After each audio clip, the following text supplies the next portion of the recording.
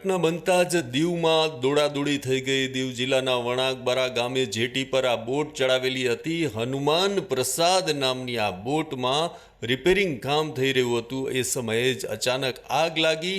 આગ એવી લાગી કે સૌ કોઈ દોડાદોડી કરવા માંડ્યા। સ્થાનિક માછીમારોએ આગ પર કાબૂ મેળવવા પ્રયત્ન કર્યો, પણ આગ કાબૂમાં ન આવી। ફાયર વિભાગને જાણ કરાઈ। ફાયર વિભાગ પણ અડધો કલાક બાદ ઘટના સ્થળે પહોંચ્યું અને ત્યાં સુધીમાં બોટમાં મોટું નુકસાન થઈ ચૂક્યું હતું। પિયુષ જીવ કોટિયા નામના વ્યક્તિ હનુમાન પ્રસાદ બોટના રિપેરિંગ કામ માટે તેણે બોટને જેટી પર ચડાવેલી હતી અને એ સમયે આ ઘટના બની હતી। સ્થાનિક લોકો આ ઘટના બનતા જ ખૂબ જ મહેનત કરતા, દોડાદોડી કરતા નજરે પડ્યા હતા, પણ બોટમાં લાગેલી આગ વિકરાળ સ્વરૂપ ધારણ કરી ચૂકી હતી। સદનસીબે આ ઘટનામાં કોઈ જાનહાનિ નથી થઈ, પણ બોટ બળીને ખાખ થઈ ગઈ છે।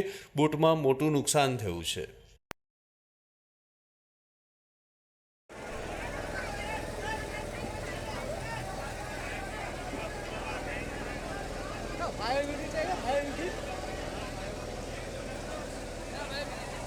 फाइव